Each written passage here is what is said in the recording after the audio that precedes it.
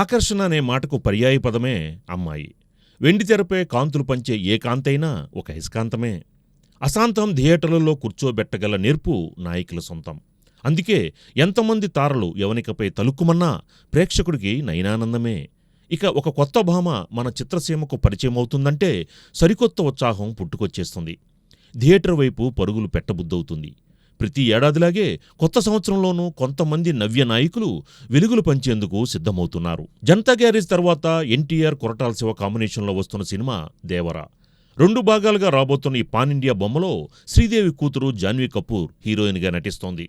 హిందీలో ఇప్పటికే పలు చిత్రాల్లో మెరిసిన జాన్వీకి ఇదే ఫస్ట్ టాలీవుడ్ వెంచర్.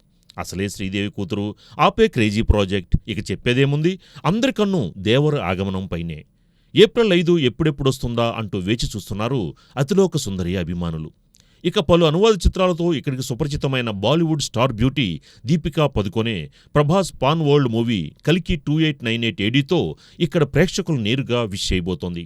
అలాగే ప్రభాస్ మారుతి కాంబో మూవీతో మాలవిక మోహనన్ కూడా తెలుగులో తొలిసారిగా అభినయిస్తోంది. జాన్వీ, దీపిక, మాలవికతో పాటు జనం దృష్టిని ఆకర్షిస్తోన్న మరో కొత్త భామ మానుషి చిల్లర్. 2017 మిస్ వరల్డ్ కిరీటం గెలుచుకున్న మానుషి వరుణ్ తేజ్ కొత్త చిత్రం ఆపరేషన్ వ్యాలంటైన్తో టాలీవుడ్ ఎంట్రీ ఇవ్వబోతోంది. ఫిబ్రవరి 16న ఈ సినిమా తెలుగుతో పాటు హిందీలోనూ సిల్వర్ స్క్రీన్పైకి వస్తోంది. అదేవిధంగా భక్త కన్నప్పతో ప్రీతి ముకుందన్ పలకరించనుండగా గూఢాచారి 2తో బనితా సంధు పరవశింపచేయనుంది. ఇక రవితేజ మిస్టర్ బచ్చన్ మూవీతో భాగ్యశ్రీ బోర్సే కూడా తెలుగు బాట పడుతోంది. మరి ఈ సుందరీమణులు తొలి తెలుగు ప్రయత్నాలు 2024 క్యాలెండర్ ఇయర్ని ఎంత వర్ణరంజితంగా మలుస్తాయో చూడాలి.